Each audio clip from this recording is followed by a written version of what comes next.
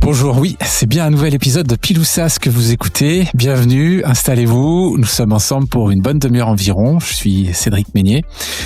Et aujourd'hui, j'accueille Jonathan Nabet, fondateur de Mandar.co.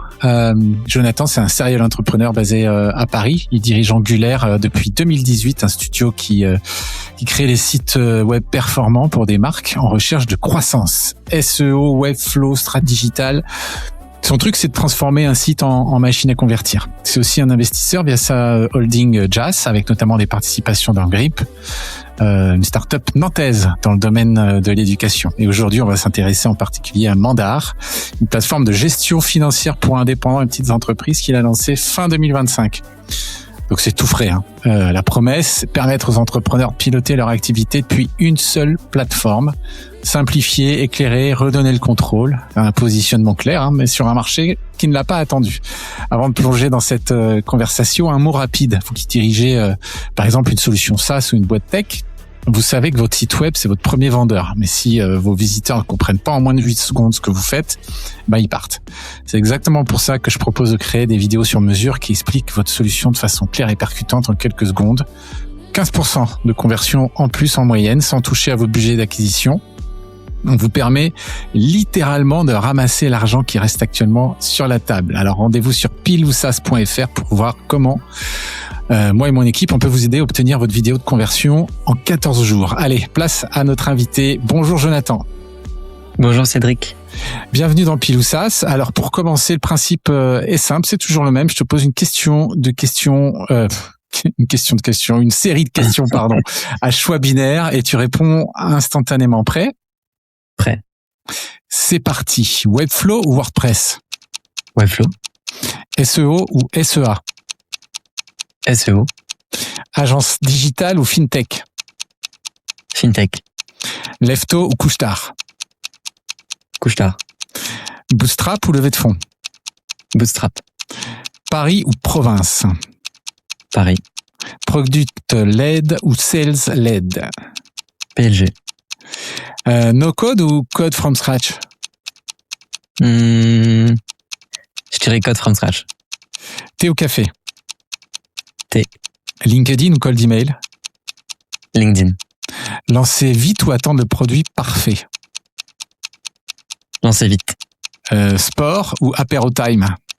Sport. B2B ou B2C ? B2B. Pile ou Sas ? Sas. Merci Jonathan. Alors, tu as démarré en freelance SEO et Webflow en 2014, si mes informations sont bonnes. Comment t'es arrivé dans cet univers ? Je suis arrivé dedans, je dirais, un peu sans le vouloir. J'ai commencé assez jeune. La première organisation que j'ai créée, j'avais 18 ans. Donc ça remonte à maintenant 13 ans. J'organisais des événements à Tours. Je suis originaire de Tours. J'ai commencé très simplement. J'ai fait ça pendant une petite année et demie. Et je dirais que j'ai mis un premier pied dans de la gestion, dans de l'organisation, dans différents sujets qui étaient associés un petit peu à un projet. Et ensuite, je suis parti à Bordeaux faire mes études. Et une fois que je suis arrivé à Bordeaux, je dirais qu'il me manquait quelque chose. Donc, je me suis mis freelance.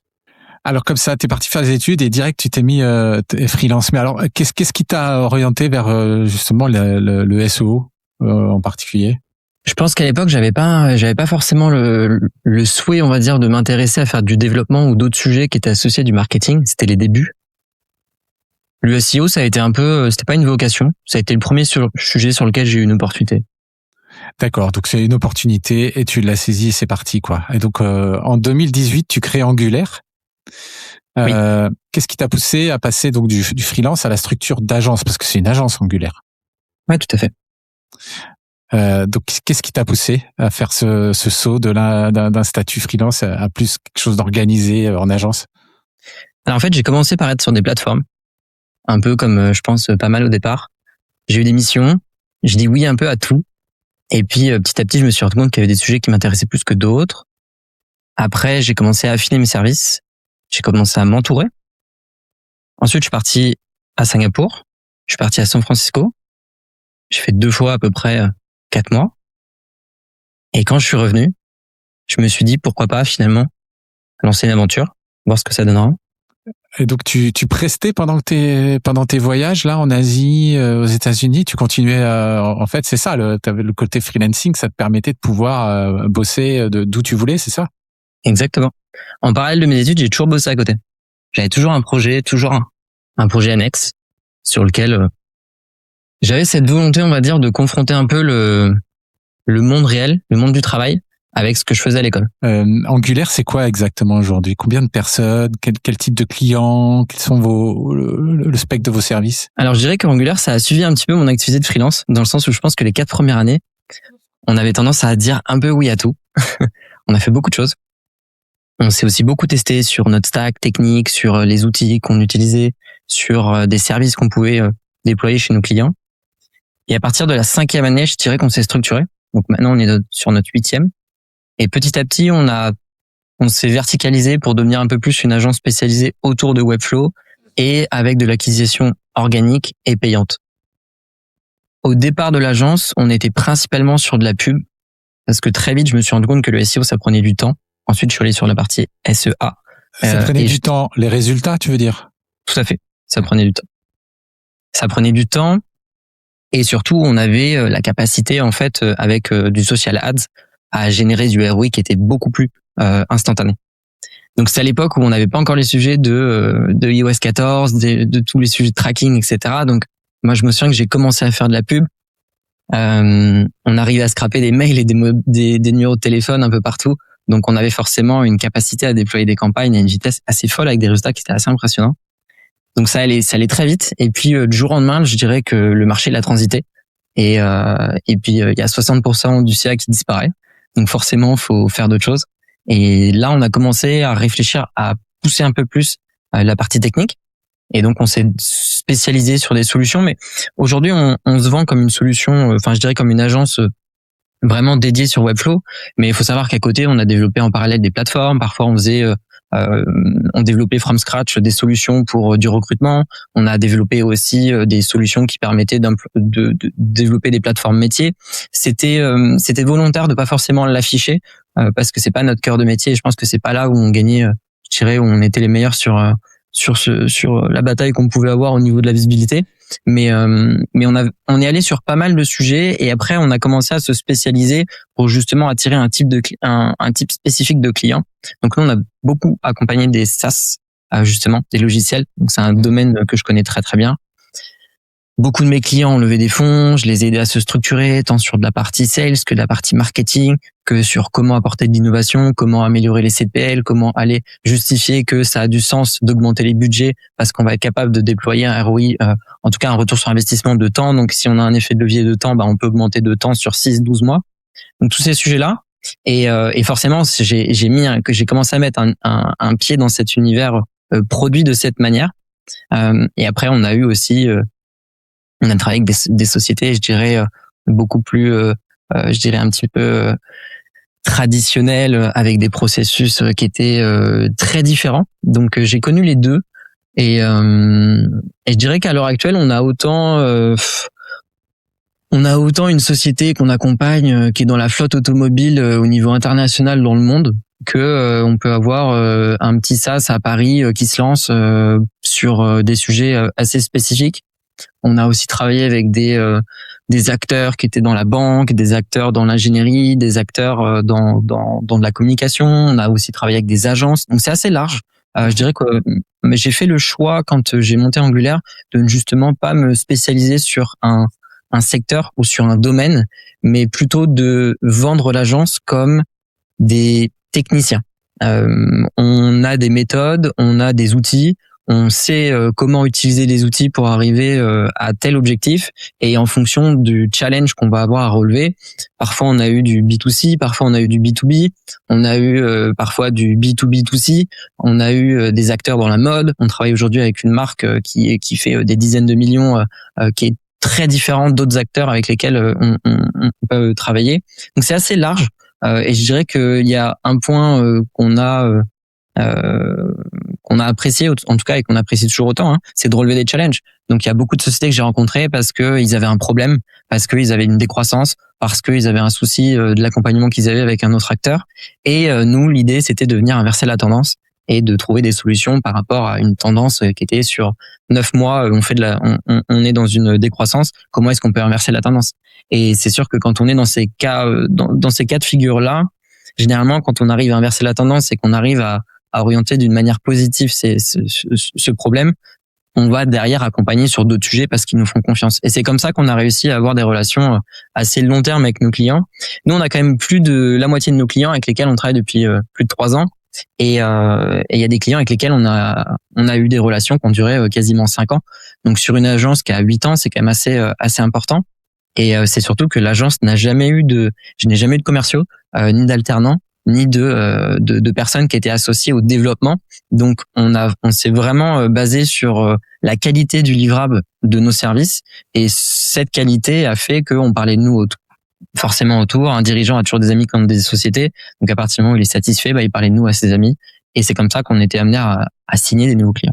Donc ça a été vraiment le pouvoir du bouche à oreille. Ouais, la capillarité avec le portfolio qui est votre meilleur votre meilleur commercial finalement. Et alors là, tu lances Mandar, une plateforme de gestion financière, une solution SaaS. C'est un sacré virage par rapport au positionnement d'agence. Mais là, maintenant que avec ce que tu viens de nous expliquer, je commence à comprendre le fait que toutes les solutions SaaS, etc., dans lesquelles tu as baigné, qui étaient et qui sont encore tes clients, ça a sans doute amené ce désir de développer une solution aussi dans ce style-là, ou alors c'est encore là, tu as vu une opportunité et tu as voulu la saisir par toi-même finalement. Je pense que si on s'était rencontrés l'année dernière et que tu m'avais posé la question qu'est-ce que tu feras dans 6 mois, j'aurais pas été capable de te répondre ça.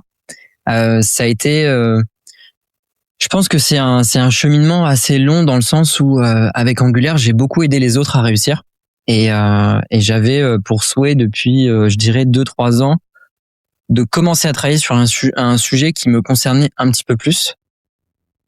Il y a 1 an et demi, j'ai monté une société aussi où je faisais de l'investissement à l'étranger, et en fait, je me suis retrouvé dans une société où on est passé très vite de 0 à 3 et ensuite de 3 à 30 en même pas 1 an.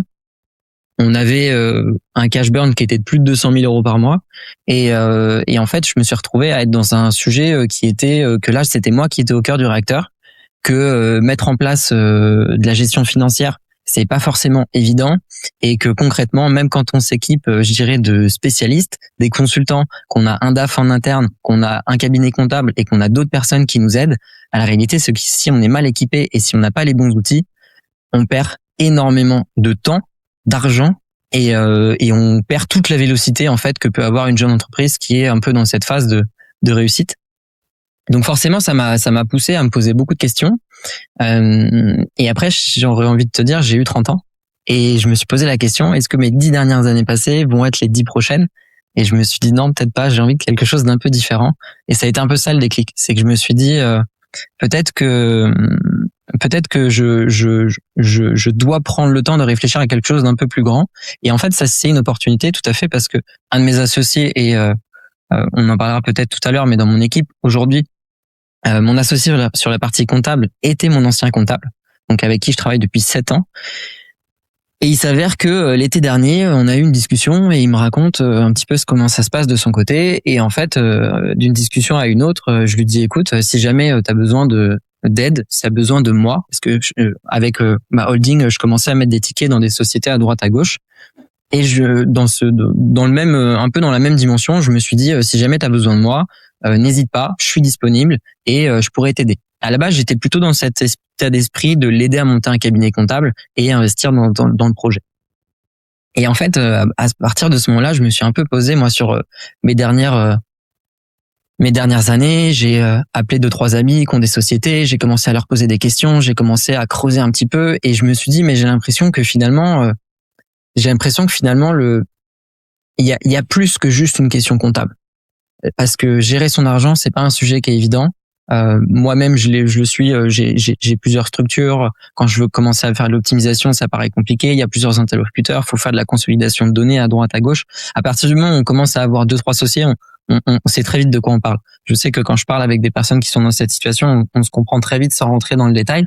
Et en fait, j'ai poussé un peu le sujet et je me suis rendu compte que le marché offrait une opportunité, qu'il y avait plein d'outils, qu'il y avait énormément d'outils aujourd'hui qui répondaient à des solutions précises, mais qu'en fait, toutes ces solutions, elles ont créé un nouveau problème. C'est qu'on a trop de solutions. C'est trop parcellé comme ça, c'est trop diffus. Ça communique pas entre... Le principal problème qu'on a à l'heure actuelle dans la finance, c'est que tout est fragmenté. Et que si on n'a pas des outils qui sont connectés avec des API des unes aux autres, on a un vrai souci de consolidation, de données qui est aussi, il y a aussi une question de la qualité de la donnée avec laquelle on peut traiter, de la donnée qui est pas forcément disponible en temps réel parce qu'elle va être soit en retard, soit pas retraitée, soit pas modérée de la même bonne manière. Et ensuite, il y a un autre sujet, et ça, c'est celui qui m'a poussé à monter Mandar, c'est qu'en fait, je me suis rendu compte que au cours de mes 10 années en tant qu'entrepreneur, j'ai fait énormément d'erreurs. Et ces erreurs-là, elles m'ont amené à devenir un bon gestionnaire. Mais en fait, ce que je me suis rendu compte, c'est que être un gestionnaire, un chef d'entreprise, c'est un métier qu'on ne nous apprend pas. C'est un métier qu'on découvre.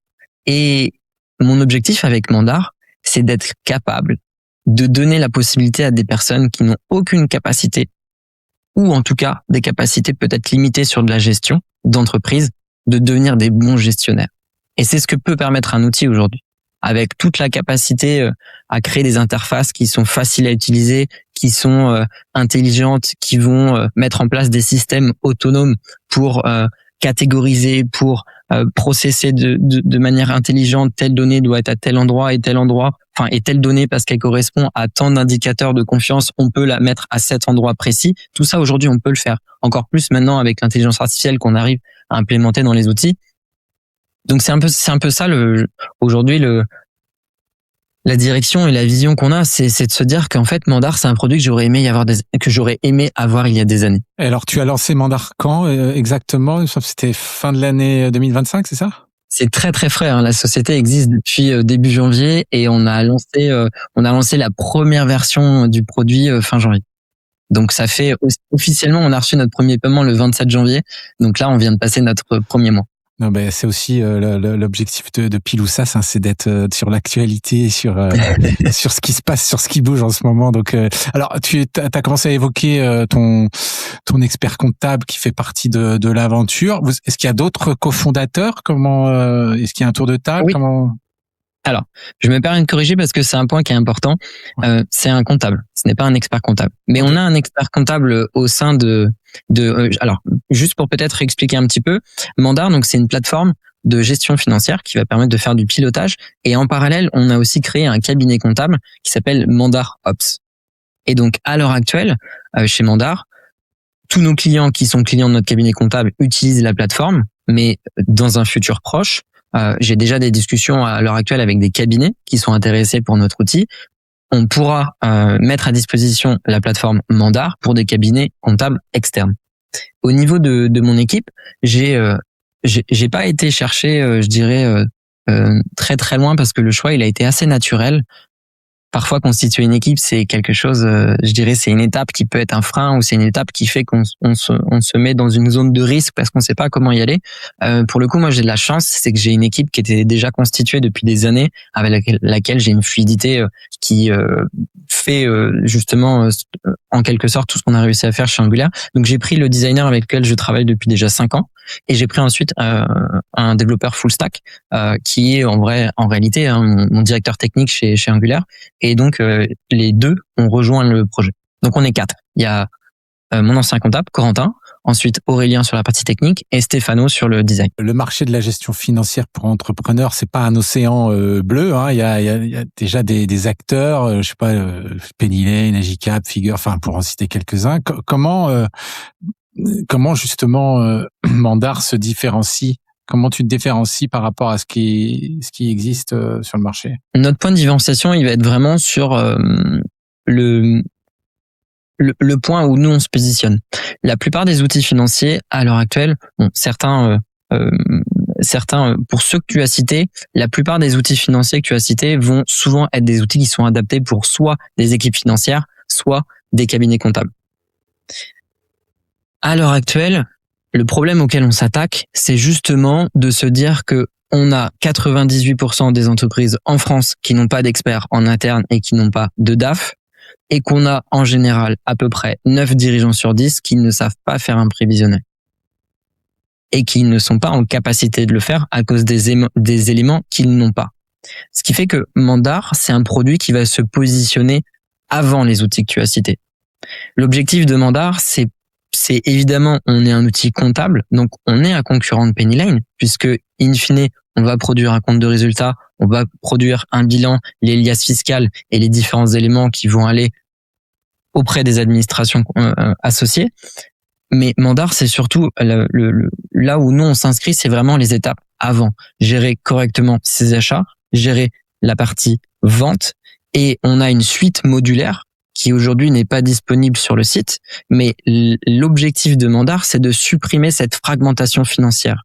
Donc, on a une approche qui est verticale et propriétaire. Tout ce qu'on développe chez Mandar est dans notre code, et c'est de cette manière qu'on va être capable d'apporter une synchronicité parfaite entre chacun des modules.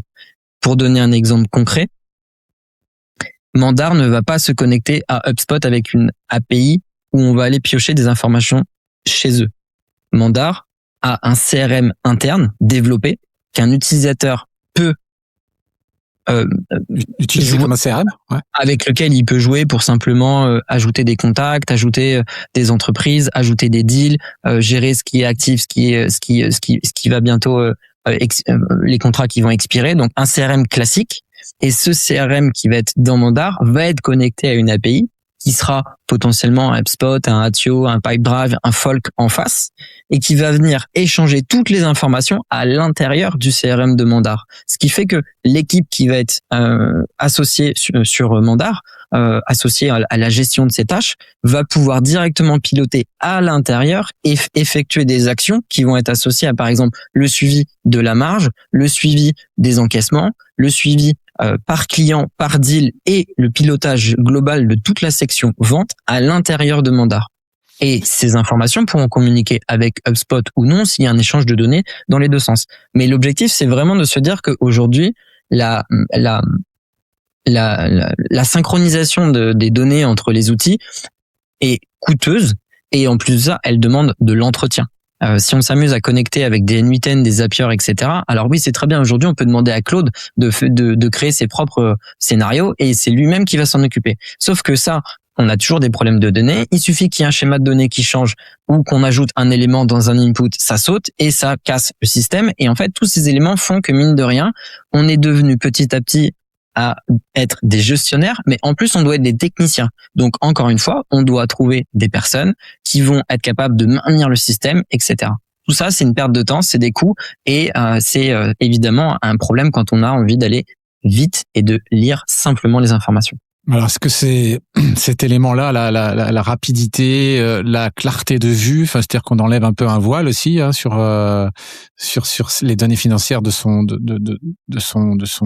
entreprise. Est-ce que c'est ça la nouvelle manière de piloter son activité, comme c'est indiqué sur le site de Mandar? C'est ça une concrétisation, ou est-ce qu'il y a autre chose en tête par rapport à cette nouvelle manière de piloter son activité pour un entrepreneur? Dans notre cas, je pense que on a de la chance parce que on est en train de créer un produit, même si on a commencé en 2025, on va dire en 2026, on est en train de créer un produit en 2026.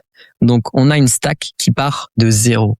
Ce qui fait que nous, à l'inverse de la plupart des acteurs qui ont déjà des bases de données, qui ont déjà un code structuré d'une certaine manière, apporter de l'automatisation et apporter de l'innovation, ça demande évidemment des évolutions, des migrations et de la structuration. Pour notre part, on est en train de construire un produit qui va être IA first, avec lequel on va pouvoir automatiser un maximum d'actions. Donc, quand on parle d'une nouvelle manière de piloter, la nouvelle manière de piloter, ça serait simplement de se dire que si je me connecte à Mandar j'ai pas besoin d'aller chercher à un endroit, de faire un export ou de cliquer sur des boutons pour comprendre ce qui se passe. Parce qu'en fait, on va avoir des petits artefacts qui vont nous donner les bonnes informations pour nous dire il se passe ça, il y a ça, il y a peut-être ça. Et attention, tu devrais aller à cet endroit pour valider. On a un système de modération sur les actions, c'est-à-dire que à partir du moment où on a alors on parle beaucoup aussi nous de machine learning. Je vais pas faire de.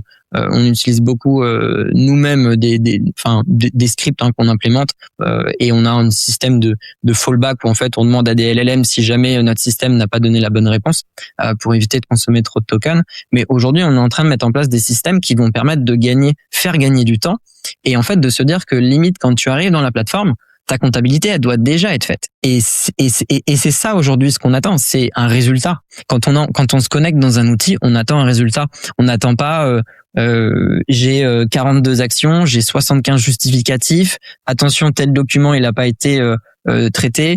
Il y a X pièces justificatives qui sont pas bonnes. Et en fait, on se connecte et on a ce sentiment anxiogène que finalement on a encore tout ça à faire sur la compta. On verra ça plus tard. Je voudrais qu'on revienne sur les deux approches de Mandar, parce qu'il y en a une que tu viens de bien l'exposer, ce qui est purement logiciel. Tu as mentionné l'autre aussi sur l'aspect cabinet oui.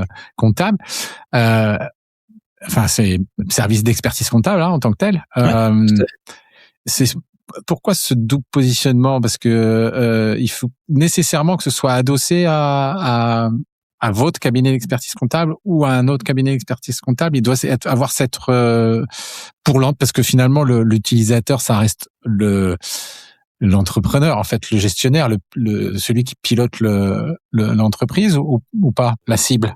Alors, c'est une bonne question. Alors, si je dois te répondre en toute transparence, la réalité pour laquelle on a un cabinet, elle est très simple. On est en autofinancement, avoir un cabinet va nous permettre de financer une partie du produit. Ensuite, il y a un deuxième objectif, c'est que la meilleure manière de construire un produit, c'est de l'utiliser tous les jours.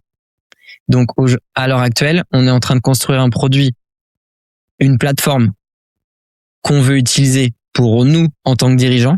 On veut utiliser une plateforme qu'on veut pour nous en tant que société Mandar et on veut utiliser une plateforme qui est en tant que cabinet, nous, le cabinet comptable. Et en fait, le fait d'avoir ces trois visions, on est capable de répondre, en tout cas, en étant un peu plus dans la réalité de ce qui se passe sur les différents cas d'usage qu'on va avoir. Parce que Mandar, c'est important de le comprendre, mais l'objectif de la plateforme, là, on est rentré dans la vision de tu as une société, tu gères tes achats, tu gères toute la partie vente, tu vas gérer par exemple tes clients, tu vas être capable de faire un prévisionnel, tu vas gérer ta trésorerie. Ça, c'est à l'échelle d'une organisation. L'objectif de Mandar, c'est que tu sois capable de gérer 1, 2, 3, 4, 5, 6 sociétés. Tu vas être capable de gérer aussi une activité immobilière, ta SCI, potentiellement. Tu vas être capable de gérer aussi ton activité de LMNP. Et quand tu vas créer avec ton SIRET une société qui va être du LMNP, on va plus parler de chiffre d'affaires, on va parler de loyer. Et les liasses, elles vont changer. Donc, on est en train de créer un produit, et ça, c'est très important, parce qu'on disait tout à l'heure, quelle est la différence entre les outils existants et nous? La différence, c'est qu'aujourd'hui, Mandar, c'est un produit qui est adapté aux dirigeants. Donc, nous, aujourd'hui, on va pas forcément chercher à couvrir toutes les peines et toutes les douleurs qu'il y a dans une entreprise. On va aller chercher à résoudre les douleurs qu'un dirigeant a. Et ça, c'est le point important. Parce qu'un dirigeant, à l'heure actuelle, un dirigeant, il peut avoir des douleurs sur sa structure, il peut avoir des douleurs sur comment optimiser sa rémunération, il peut avoir des douleurs sur comment suivre son patrimoine, ses entreprises et potentiellement les choix qu'il va pouvoir faire quand il a ses bilans. Donc à l'heure actuelle, on a une version qui est évidemment bridée parce qu'il faut bien démarrer quelque part et le produit il a avancé, il a démarré il y a seulement 1 mois.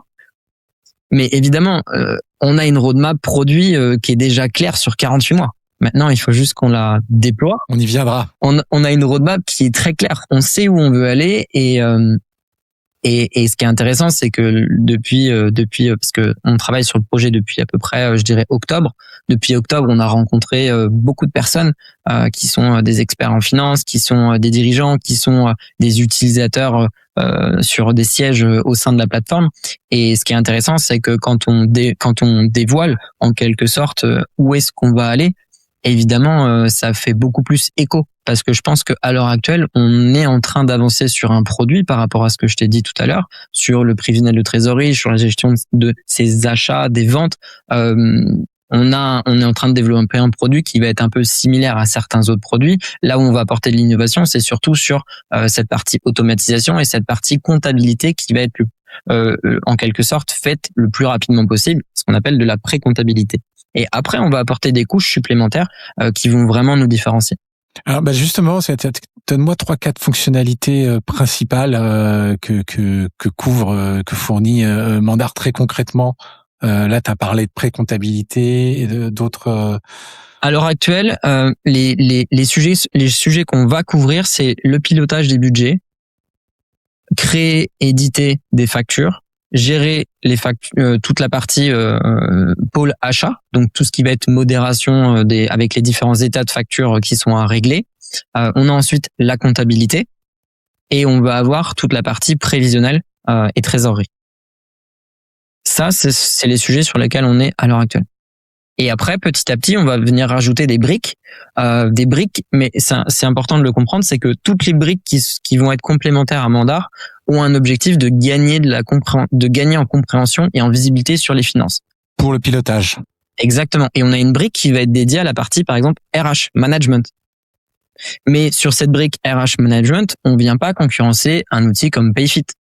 Nous, ce qu'on va regarder, c'est on va mettre en perspective la brique interne des humains, des ressources, à la brique de la composition, de la ventilation des clients, du chiffre d'affaires. Et aujourd'hui, comment est-ce que l'équipe, par rapport à la structuration des départements, par rapport à qui travaille sur quoi, comment est-ce qu'aujourd'hui on apporte du retour sur investissement sur des recrutements et comment est-ce qu'on arrive à gagner en compréhension sur potentiellement. L'idée derrière cette étape, c'est de se dire, par exemple, j'ai un client avec lequel je travaille qui me paye dans des délais qui sont convenables, qui vont ensuite potentiellement, on va avoir une marge qui va nous permettre de financer tel autre projet ou tel investissement en interne. Et on a en plus de ça des équipes qui collaborent dessus, qui sont avec des indicateurs associés. Et l'objectif, c'est de comprendre ça.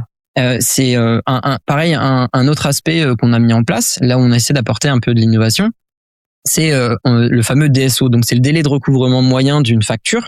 On est en train de l'individualiser par client. Et ensuite, quand on fait un prévisionnel de trésorerie, on va prendre chaque DSO de chaque client qu'on va avoir et on va le mettre en perspective par rapport aux dates d'envoi, dates de création de toutes les factures. Et c'est de cette manière qu'on génère un prévisionnel de trésorerie qui est le plus proche de la réalité. Ouais, c'est ça, avec une meilleure ossature, quoi. Enfin, quelque chose qui se rapproche de plus près du réel, effectivement. Ouais. Et l'idée qu'on a, c'est de se dire qu'on va aller toucher tous les points de dépenses d'une entreprise pour apporter soit une meilleure compréhension, soit une meilleure visibilité. Donc évidemment, quand je dis aujourd'hui, on va s'occuper des achats et de la vente, ça peut paraître large, mais il y a un niveau de granularité pour comprendre qui est nécessaire et qui est vital. Parce qu'à l'heure actuelle, on peut voir passer partout en ce moment sur LinkedIn des petites feuilles, des feuilles à télécharger sur les ratios, sur comment suivre sur quel indicateur est intéressant pour sa société, comment Claude peut nous aider à faire des formules dans Excel. Mais la réalité, c'est qu'aujourd'hui, il faut déjà avoir la donnée qui est disponible. Et une donnée dont on peut être sûr de la probité, quoi. Et c'est ça tout le sujet, c'est que c'est très bien d'avoir des indicateurs, mais faut pouvoir les mettre en place, faut pouvoir les maintenir, faut qu'ils soient agrégés de la bonne manière et que ce soit du temps réel. Parce qu'entre le moment où parfois on va faire des exports et le moment où on arrive au résultat, la réalité c'est qu'il s'est déjà passé 2 semaines et qu'en fait c'est déjà trop tard, ça ne sert à rien. Ouais. Donc l'idée c'est de modéliser tous ces éléments-là pour être dans du réel, dans du concret et toujours à l'instant T et d'essayer de sortir de ce schéma, d'utiliser des Excel ou des Google Sheets, d'utiliser des données qui sont statiques et de travailler dans des tableurs qui sont arrêtés. Alors, tu as évoqué précédemment le positionnement par rapport aux API sur l'aspect un peu technique, encore sur les fonctionnalités. Là, donc, vous avez visiblement déjà une connexion à plus de 1000 banques. Oui. Et comment ça marche techniquement? Parce que c'est compliqué. Comment Pour le coup, sur l'intégration avec les banques, on a rencontré plusieurs acteurs et on a sélectionné un acteur qui, à l'heure actuelle, justement, agrège ces banques. voilà. Par la suite, en fonction des différents types de clients futurs qu'on pourrait avoir, on peut être amené à utiliser plusieurs plateformes. Mais à l'heure actuelle, on a intégré dans notre système un partenaire qui nous permet justement de se connecter à ces banques et qui respecte toutes les normes de sécurité nécessaires pour faire cette étape. Bah justement, c'était ma prochaine question. Finalement, tu y as répondu, parce que la sécurité des données financières, c'est comme pour les assurances, etc. C'est quand même quelque chose de critique. Et je me demandais comment vous gériez ça. Il y a des prestataires qui sont spécialisés en la matière, et c'est ce que vous faites, quoi. Vous faites appel à un partenaire spécialisé. Nous, à l'heure actuelle, si jamais tu ouvres un compte sur Mandar, tu vas te connecter. On va te demander le nom de ta banque. Ensuite, il y a un listing des banques qui va s'afficher. On a quasiment toutes les banques disponibles. Il peut y avoir une exception d'eux, mais c'est vraiment même c'est localisé par région pour tout ce qui est par exemple caisse d'épargne, crédit agricole. On a bien toutes les banques qui sont listées. Et ensuite, au moment où tu vas connecter ta banque, il y a une fenêtre qui va s'ouvrir, qui va te proposer de rentrer tes identifiants. C'est la fenêtre de notre partenaire. Nous, on n'a pas accès aux données et en fait, c'est le partenaire qui va se connecter au compte bancaire et qui, lui, derrière, nous renvoie les flux de données chez Mandar. Ok, bah alors la solution, elle a quelques semaines, comme tu précisais, enfin un mois ou des poussières. Vous avez déjà tu mentionnais le fait que vous aviez déjà édité des premières factures, donc j'imagine que vous avez des premiers utilisateurs, c'est des bêta-testeurs. On a à l'heure actuelle un peu plus de 30 clients qui sont en effet dans la plateforme. C'est principalement à l'heure actuelle c'est notre réseau et c'est du bouche à oreille, c'est des personnes qu'on connaît évidemment et en effet c'est à l'heure actuelle c'est des bêta testeurs. On a mis en place un système où en fait jusqu'à nos 500 premiers clients, on a un plan qui va être fixe, un forfait mensuel avec un prix qui n'évoluera pas et après par la suite en effet on sortira probablement de cette bêta. Et derrière, on aura un autre système de tarification. Après, le système de tarification, il est déjà défini. Ça sera un système au siège, à l'utilisateur. Ça me paraît déjà clair, non? C'est ça, vous avez des packs mensuels, c'est ça? Alors, à l'heure actuelle, si tu ouvres un compte sur Mandar, que tu sois indépendant ou que tu sois une société, ça va être entre 9 et 19 euros. Et tu peux avoir autant d'utilisateurs que tu souhaites à l'intérieur de la plateforme. À l'avenir, quand on va ajouter encore d'autres fonctionnalités, il y aura un système de siège, donc on aura un premier siège admin et après on s'est inspiré des modèles qui fonctionnent très bien comme Webflow, comme Vercel et d'autres où on ne paye que l'usage et les fonctionnalités qui sont associées à une personne. J'imagine que ça va évoluer dans le temps et on n'est pas à l'abri sans doute d'un pivot. Tout à l'heure, tu mentionnais les spécificités du SCI ou du marché immobilier, etc. Quel est votre client idéal aujourd'hui ou projeté? À l'heure actuelle, notre client idéal, c'est un solopreneur. C'est un solopreneur qui a une structure de charge qui évolue, qui est amené à potentiellement diversifier ses activités, qui a la possibilité de lancer des nouveaux projets, une nouvelle structure en parallèle de son activité. Et je dirais que c'est une personne qui a potentiellement déjà une activité dans l'immobilier ou qui cumule plusieurs activités. À l'heure actuelle, ça c'est notre, je dirais, ICP. C'est celui à qui ça parle le plus pour une raison toute simple, c'est que on n'en a pas forcément parlé plus tôt, mais le point vital et le problème de cette fragmentation dans la finance, c'est que la stack financière, elle coûte vite très cher. Quand on commence à vouloir mettre en place un outil pour sa trésorerie, qu'on a un outil comptable, qu'on a ensuite un CRM, qu'on a ensuite un autre outil qui va potentiellement connecter les outils les uns entre les autres. La réalité, c'est qu'on arrive tout de suite à une stack qui est à 400, 500, ça peut monter jusqu'à 600, 700 euros. Et le problème qu'on est en train de tacler justement avec Mandar, c'est que l'idée, c'est que demain, t'as plus besoin de 5 outils pour faire tout ça. Donc forcément, une personne qui ne met pas en place cette infrastructure parce qu'elle veut éviter une structure de coût trop importante, parce qu'elle n'a pas la sensation que c'est nécessaire. Ça, c'est une idée aussi un peu trop ancrée, c'est que pour gérer ses finances, gérer son argent, il faut faire beaucoup de chiffres. C'est un peu une idée reçue. On a souvent tendance, moi encore, quand je rencontre des personnes, j'ai des échos de oui, mais j'en ai pas encore besoin, j'en suis pas encore là. Pourtant, t'as quand même un chiffre d'affaires qui est bien élevé et une structure de coût qui est aussi élevée. Et en fait, ça, c'est un peu je dirais, c'est notre cible actuelle. Maintenant, ce qui est intéressant, c'est que j'ai rencontré dans ces dernières semaines des DAF qui ont des clients qui font entre 2 et 10 millions en général, et ils sont intéressés par ce qu'on fait aussi. Ils sont intéressés aussi par ce qu'on fait parce que nous, on est en train de mettre en place un système de pilotage basé sur la trésorerie. Et c'est pas forcément une fonctionnalité qui est disponible dans les autres outils. Et c'est scalable là de passer du solopreneur au groupe qui fait 10 millions? Alors à l'heure actuelle, un client qui fait 10 millions et qui me dit je veux utiliser Mandar, je vais lui dire je suis pas sûr que ce soit encore le bon moment pour toi. Il faut attendre un peu, c'est ça. Non, par contre, c'est sûr que à l'heure actuelle, sans rentrer dans le détail, mais dans notre schéma de données de comment le produit il est construit, Mandar est déjà prêt à accueillir différentes langues et prêt à accueillir des utilisateurs avec des rôles qui sont avec des droits d'édition, des droits de lecture, des droits de suppression et d'autres éléments qui font que la base est faite pour avoir demain des équipes de 50 à 100 personnes. Maintenant, à l'heure actuelle, par rapport à notre avancement et nos développements, on ne peut pas plaire à ces entreprises parce que la marche est trop élevée en termes de fonctionnalité pour qu'on puisse leur plaire. Mais c'est sûr que demain, le schéma idéal, hein, et je pense que quand je te dis demain, c'est à une vision à 12 mois, c'est-à-dire début 2027, l'objectif, c'est qu'on soit capable d'onboarder des entreprises de à peu près entre 10 et 25 salariés avec des équipes qui vont piloter la finance, les ventes, les achats et la direction qui va piloter au sens plus large l'activité sur Mandar. Ça, c'est ce qu'on est en train de construire et c'est en tout cas la direction de notre roadmap. Maintenant, le produit fait plus écho chez des solopreneurs et c'est intéressant parce que c'est aussi ce qui nous a poussé à monter ce produit dans le sens où il y a quand même 700 000 créations d'entreprises par an.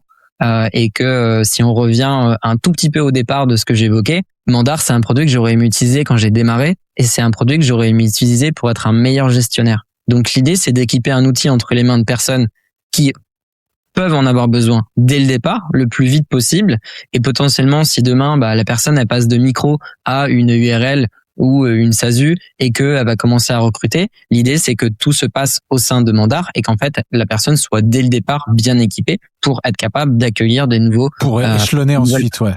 Exactement. Et alors pour recruter ces clients, comment vous allez faire? Alors vous avez quel genre de stratégie d'acquisition? Bon, j'imagine que ça va être aux petits oignons parce que c'est quand même à la base l'activité d'Angulaire. Tu as déjà appuyé sur ce réseau-là, j'imagine, là, pour vos 30 premiers clients. Et comment tu vas gérer cet aspect acquisition client? Alors, à l'heure actuelle, on a encore, je dirais, on est vraiment dans les prémices de ce qui peut ressembler à une stratégie marketing, mais en effet, on sait en tout cas où on veut aller. On va utiliser l'influence. On a déjà des points de contact et on a déjà pas mal de personnes avec qui on est en train de mettre en place un programme ambassadeur pour qu'ils puissent parler de nous.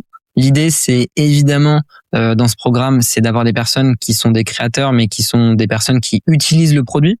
Donc forcément, là, on doit leur donner des accès, qui commencent à l'utiliser, qui commencent à voir les avantages, et que demain, ce soit des personnes qui vont pas simplement faire de la promotion pour dire Mandar c'est bien et c'est cool, juste d'un point de vue sponsorisation, mais d'avoir vraiment des utilisateurs qui vont être capables d'en parler. Et ensuite, on a tout un plan, évidemment, un plan média avec de l'ADS. On a aussi une stratégie SEO qui est en train de prendre forme avec toute une partie optimisation géo qui est aussi disponible.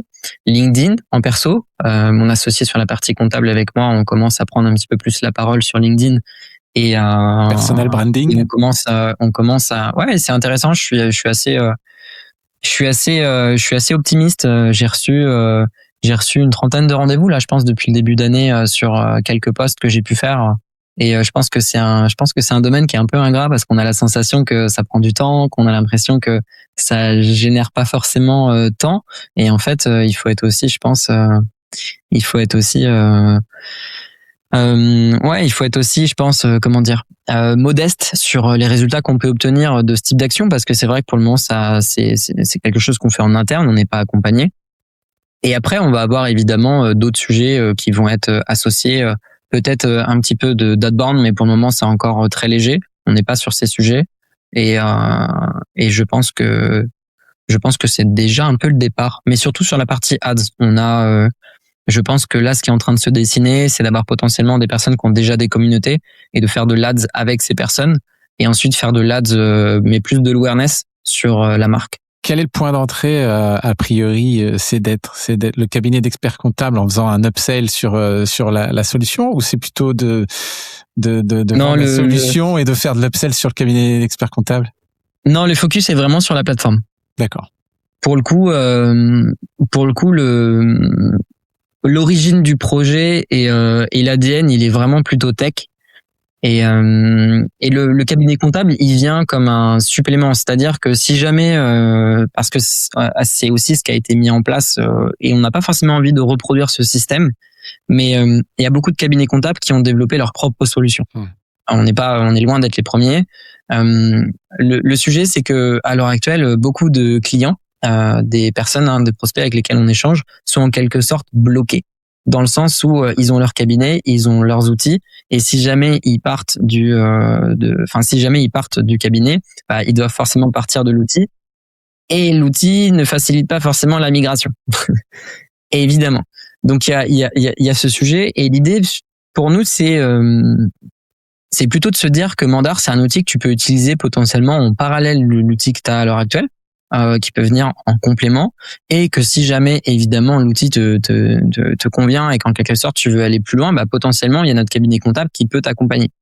Mais à l'heure actuelle, je commence à échanger avec des experts comptables, donc qui ont déjà des outils, qui sont déjà équipés et qui sont intéressés pour utiliser Mandar avec certains de leurs clients, parce que encore une fois, comme je le disais précédemment, il y a des fonctionnalités qu'on est en train de développer qui ne sont pas disponibles dans certains outils. Et on parle d'outils qui sont tous très connus. Tu as évoqué un roadmap 48 mois. C'est le siècle prochain, quoi. Ça paraît, quand on est dans ce genre d'activité, de SaaS, etc., il peut se passer des milliards de choses, y compris des choses super positives. Mais d'ici 3 ans, tu vois Mandar genre combien d'utilisateurs, quelle part de marché, en gros, quelles sont les ambitions? J'aurais tendance à dire que sur le nombre d'utilisateurs, évidemment, il y a une ligne dans le BP avec le nombre d'utilisateurs qu'on vise et qu'on va aller chercher. J'ai la sensation que dans ce secteur, dans ce domaine, ça peut aller très vite comme ça peut prendre du temps. Ce qui est intéressant, c'est de voir, par exemple, une société comme Conto, le temps qu'ils ont mis pour aller chercher 10 000 clients, le temps qu'ils ont mis pour aller en chercher 100 et ensuite 500. Et évidemment, je pense que le cœur aujourd'hui du sujet, c'est d'être capable de créer un produit qui répond à un problème. Et à mon avis, à partir du moment où on aura réussi à atteindre cette étape on a la réponse à ce problème-là, ça peut aller très vite. Le problème, c'est que, comme tu le disais juste avant, 48 mois, ça peut paraître très très loin. Donc évidemment, le problème, on est capable d'y répondre avant, à mon avis. Et dans 5 ans, ce que j'imagine, c'est que Mandar, ce serait une plateforme qui serait disponible en Europe, au moins dans les pays voisins. L'idée, on est en train de se spécialiser sur le marché français, parce que c'est dommage d'être toujours contraint de devoir utiliser des outils américains qui sont pas toujours adaptés. Et alors, il y a encore plus un sujet qui devient actuel avec ce souhait pour certaines entreprises de sortir un peu des produits américains. Bon, après, rien que sortir de Teams et Google, ça va être compliqué. Faut en être conscient, je pense. Donc, mais nous, c'est même pas encore associé, je dirais, à ce sujet. C'est juste que c'est intéressant de voir ce que font certaines startups qui d'ailleurs commencent à changer de forme, mais certaines sociétés aux États-Unis qui s'intéressent au marché de la comptabilité et ce qu'elles ont pu faire. Et en fait, quand on regarde en France, la réalité, c'est qu'à l'heure actuelle, honnêtement, on a du retard. Et c'est pour ça que on est en train de construire Mandar. C'est pour ça qu'on est en train d'avancer dans ce sens, parce qu'il y a certains acteurs aux États-Unis qui sont vraiment en train de créer des produits sexy, qui sont vraiment en train de mettre en place des systèmes qui font que la tenue comptable et faire de la comptabilité, c'est déjà presque quelque chose qui est un peu arriéré, et que à l'heure actuelle, ce qu'il faut construire, c'est des outils qui nous donnent un résultat et qui nous donnent des éléments actionnables très vite. Et pour arriver à ce résultat, il y a évidemment beaucoup de développement produit, mais l'idée c'est d'aller dans ce sens. L'idée c'est d'avoir un produit qui est adapté à notre marché en France dans un premier temps. Et ensuite, on va être capable, avec des tables de relations, très vite de faire des liens de le système de taxes dans tel pays, il fonctionne de cette manière, l'équivalent de l'URSSAF, il fonctionne de telle manière. Et une fois qu'on aura prouvé notre modèle, on va être capable de le répliquer dans d'autres pays beaucoup plus facilement. Le focus pour le moment, c'est la France. L'idée, c'est d'aider des entrepreneurs en France, ça c'est très clair. Et demain, si on est capable d'aller un petit peu plus loin, d'aller en Europe, avec déjà les pays proches, donc déjà rien qu'aller en Belgique, aller en Suisse, et déjà ces 2 pays qui sont collés. On peut peut-être inclure le Luxembourg. On a déjà, je pense, quelque chose à faire. Et ensuite, on verra où on sera. En termes de taille, parce que tu m'as posé la question, je dirais qu'on n'est pas forcément très gourmand. Mais je pense que si on peut déjà aller chercher une communauté de peut-être 20-25 000 clients d'ici au moins 3 ans, un peu, je te réponds sur un peu moins, mais à peu près 20-25 000 clients d'ici 3 ans, ce serait déjà bien, je pense. Entre ton expérience Angular, où tu as accompagné moult projets entrepreneuriaux, notamment en SaaS, si tu devais donner un conseil à quelqu'un qui hésite à se lancer dans le SaaS, ce serait quoi? Pour moi, la première... je pense qu'il y a 2 conseils qui sont à mon sens importants. Le premier, c'est de s'assurer que des gens sont prêts à payer pour ce que tu es en train de construire.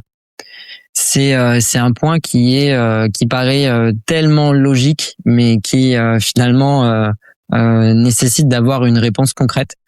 On a souvent tendance à trouver beaucoup de solutions à des problèmes, mais la réalité, c'est qu'entre le moment où on a une solution et le moment où on met une CB dans la solution, il y a un fossé qui peut être immense. Et c'est très important d'être capable de détecter vraiment une friction qui fait que ce point de douleur, je suis prêt à l'éliminer pourtant. Ça, c'est le premier conseil que je donnerais. Et le deuxième, c'est que je dirais ne pas essayer de s'entourer de bonnes personnes. Essayer de s'entourer, de construire une équipe et de pas se lancer seul.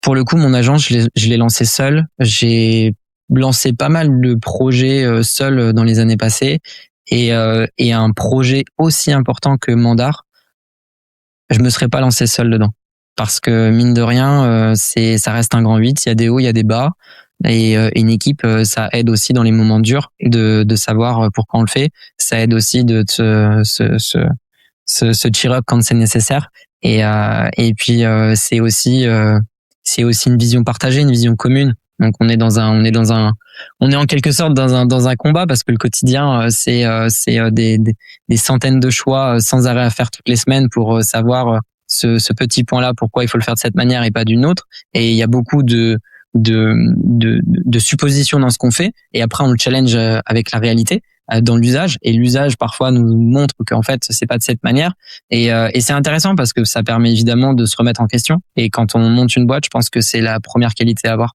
c'est être capable de déconstruire, reconstruire, et de mettre son ego de côté, et de se dire que tout ça on le fait pour une seule raison, c'est ce qu'on s'est donné au départ. Super, le message est clair. Merci pour ce partage, ces conseils et cet échange qu'on vient d'avoir. Longue vie à Mandar et à tes autres projets, Jonathan. Chers auditeurs, merci pour votre fidélité. Si ça vous a plu, abonnez-vous à Pile ou Ça sur votre plateforme d'écoute habituelle. Vous avez un large choix, que ce soit Spotify, Apple Podcast ou encore YouTube. On est partout. On se retrouve très vite pour un nouvel épisode de Pile ou Ça. Salut!